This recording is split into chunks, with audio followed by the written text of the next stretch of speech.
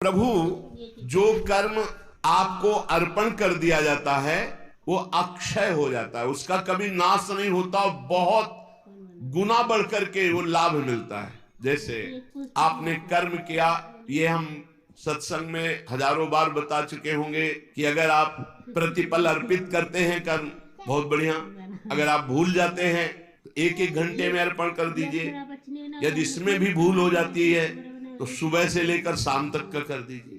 शाम के भगवान के चरणों में प्रणाम किया, हे नाथ, प्रातः काल जगने से लेकर अब तक हमारे द्वारा जो भी कर्म हुए हैं उनमें जो शारीरिक, मानसिक, वाचिक त्रुटि हुई है, अपराध हुए हैं, प्रभु उनको क्षमा करो और हम पर कृपा करके ऐसी हमें बुद्धि प्रदान करो कि हम कभी आपके विपरीत कर्म ना करें, शास्त्र के विरुद्ध कर्म ना करें। और प्रभु सारे कर्म हम आपको समर्पित करते हैं। जो कर्म भगवान को अर्पण कर दिया जाता है वो अक्षय अविनाशी हो जाता है और अनंत गुना बढ़कर वो लाभ देने वाला है। जैसे आपने परिक्रमा की और इसके बाद प्रणाम करके प्रभु को अर्पित कर दिया और बहुत बड़ा लाभ उससे प्राप्त होगा। पर साथ में प्रार्थना मत भूलना कि हमारे शरीर से, हमारे मन से, हमारे वाणी से जो आपके विरुद्ध आचरण बने हो जाने अनजाने में, प्रभु क्षमा कर दो और मेरी बुद्धि को ऐसे शुद्ध करो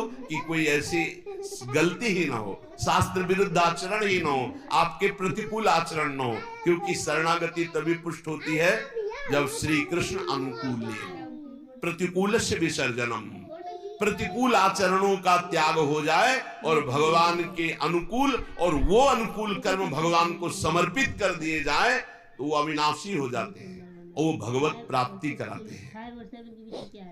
नाना प्रकार के जो भागवतिक कर्म है, जैसे यज्ञ है, दान है, तपस्या है, व्रत है, अगर ये भगवान को अर्पित नहीं किए गए तो थोड़े से अपराध में सब के सब नष्ट हो सकते हैं। ये भगवान को अर्पित करना अत्यंत आवश्यक है, बहुत गूढ़ बात है। जैसे हमसे वैष्णव अपराध बन गया, ये बहुत खतरनाक अपराध है। भक्तों की निंदा, भक्तों में दोष दर्शन, भक्तों का दिल दुखा देना, जरा भी किसी तरह से उनके गुणों में चर्चा करके दोष निकाल लेना, बहुत बड़ी हानि है। ये किए सुकृत सब जन्म के छीन में डाले खोए। अब आपने भगवान को कर्म अर्पित किए हैं, 2 घंटा से नाम जप कर रहे हैं और वो भगवान